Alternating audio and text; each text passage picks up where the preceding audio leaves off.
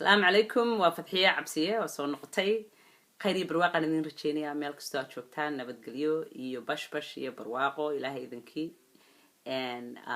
نولل عسلة عبادة السوبن وانا قيري إمك لغا بلابو مرمرنا وينو سرعا عنا لكن انت بدن جعايلي فرحات بينو كشاكيننا قارنغا فرحية قارنغا يرقي ريسية قارنا رحمة قليا ساعة بساعة isku dardarsanayna sheekooyinkeena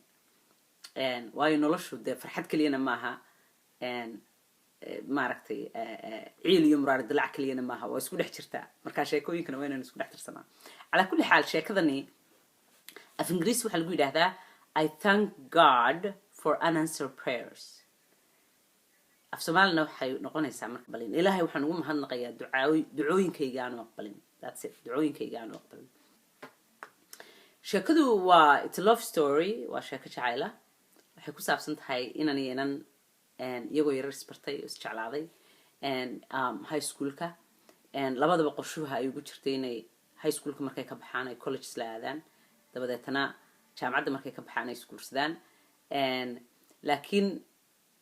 qorshaha inanka sheekadaasi aad ugu jirtay inantu iyadu qorshe kale lahayd wayna ogeyd inanku inaanu qorshahaas la kula jiri doonin waayo reerkooda business ku lahaa meesha ka yimaadeen waa tuulo businesska inuu la wareego doonayay isagu halka isku guursadaan oo caruur ku dhalaan oo markaa de halka ay noloshooda ka wataan iyada laakiin qorshaha waxa ugu jirtay inay caan noqotay doonaysay inay qortay doonaysay inay film samaysay doonaysay inay California dhulka u guurto oo markaa dreamskeeda iyo de maaragtay himladeeda ay daba gasho ayaa qorshaha ugu jirtay leesku heli maayo wax walba Ingiriisida waxay af Ingiriisida waxa jirta saying la yiraahdo something is gotta give something has to give qofku wuxuun waa inuu go'aade wax isku heli maysid wax kasto doonaysid waa inaad dhinacun u badataa noloshii waa qabiye anyway markay high schoolkii dhameeyaan bay ku tiri war xaaji anigu ma jeedo college iyo waxaad sheegaysaa California dhulkaasaan u socdaayo Hollywood ban raajicinaya sida ay nabadgeliyo shock bay ku noqotay inankii uu muraar dilaacay arintii cilmi boodhariyo kale almost ku noqotay oo dad iyo bahalba uu ka tagay asxaabtiisii oo dhan marba gabadh bay u keenaan war gabadhan eeg wartan eeg waxay soo xusuusaa heestii ahayd nafiba naftay doonto waa u dawee nafiba naftay doonto waa u dawe idaya maxaygu kindiraye qofku markuu wax jecel yahay itna rabaad quruxna kuma xidhnaa qaayo kuma xidhnaa qof haddaad doonto useless baad iska jeclaanaysaa oo qof kasta kaala wanaagsan oo aan cid kale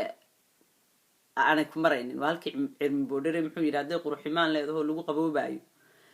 ama qurux la daawado inuu aad ku qancaayo anigu khatraan soo arkay qaararkii hodana inaan bahaynan qatalin qariya laabtin anyway adigu muddo ka soo wareegtay inankii de khasab bay ku noqotay inuu iska bugsado noloshiisa iska daba gasho gabadh baa jirtay aad u jeclayd horta in badan buu Ilaahay bariyay Ilaahay soo celi Ilaahay soo celi Ilaahay soo celi Ilaahay soo celi soo noqon weyday gabadhii Ilaahay buu u cadhooday heer wuxuu gaaray Ilaahay u cadhooday yiraahdo maxaad Ilaahay rabbigayo ii dhageysanaysaa baryadayda maadii soo celisid I'm sure qaar badan oo inaga mid yihiin inaynu in badan ku ducaysanay dad ama wax aynu weynay oo aynu doonaynay inaynu helo oo inoo suurtagal waayno in badan u baryoortanay oo inoo soo noqon waayay waad istiraahdo ducadayda maxaa loo aqbali waayay mar wax walbaaba ula jeedaa Ilaahay ka leeyahay subhanahu wa ta'ala anyway muddo markay adigu dhowr sano ka soo wareegtay oo businesskii aabihii uu la wareegay oo wali laakiin uu rajo qabo ayuu wuxuu maqlay inay nin caan ah oo filmmaker iyo oo reer Hollywood guursatay dhowr buug bay qortay wuu hujuumay markaa Ilaahayna wuu dawu cadhooday iyadiina wuu habaaray waa arintii ahayd heestii ahayd maxaygu musbaray magacii tayso. But in this case, maxaygu musbaray magaceedo sidii maraga qor tayso dhaye. I like page dambe wuxuu yidhaahdaa cumar dhuulaa iyadana qaada fanaaniin badan baa qaada runtii heestan. wuxuu yidhaahdaa pageka dambe wuxuu yidhahdaa dhawaaqaygu dhaawac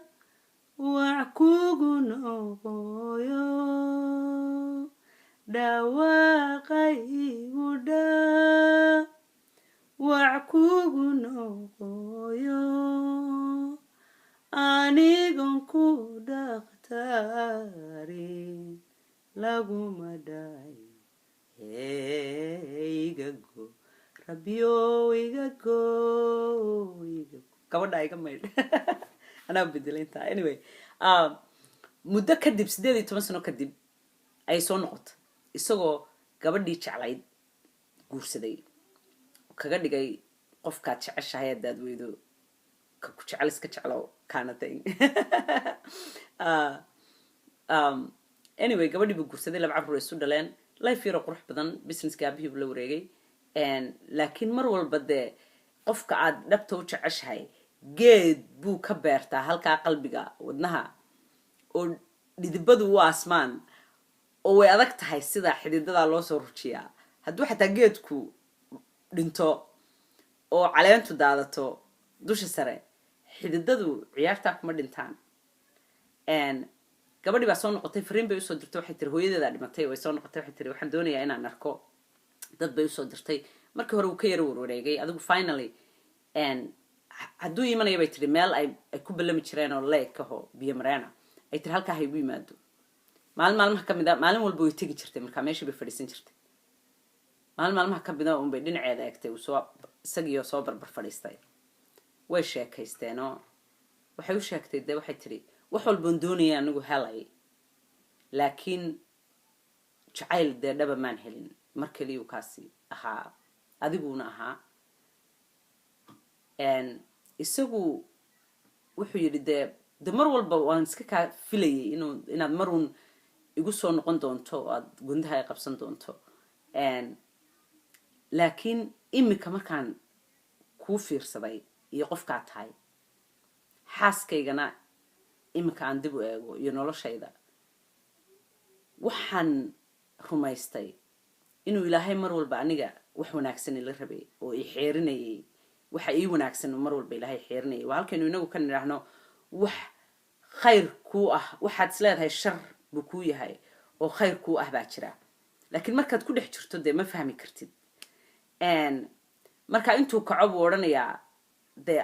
I wish you all the best, inuu wax khayr qaba ilaahay ku siiyo baan ilaahay kaaga baryayaa, kuu rajaynayaa. laakiin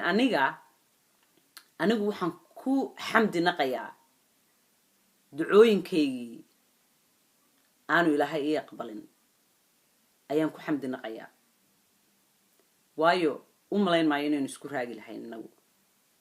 marka haddii ay jiraan ducooyin badan oo aan laga aqbalin, sabab baa jirta lagaaga aqbali waayey. waxaa laga yaabaa wax ka wanaagsan waxa aad doonaysid ama qofka aad doonaysid, inkastoo aanad markaa fahmi karin inuu ilaahay wax ka wanaagsan kuu hayo, ama shar waxaasi ay kuu noqon lahaayeen ama qofkaasi uu kuu noqon lahaa oo ilaahay uu kaa badbaadinayo. kuwiina haddeer ku dhex jiraana especially dhalinyarada yaryar, mar walba xusuusnaada waxa jira haddii ilaahay idinka aqbali waayo ducooyinka, sabab baa jirta lagaaga aqbali waayo. khayr iyo barwaaqaan idin rajeynayaa. I hope inaad intaa ku bogsataan oo ku qabowdaan. ilaa iyo sheekadeena dambe, is arag dambe iyo ismaqal dambe oo xiiso leh. khayr baynu isku ognahay.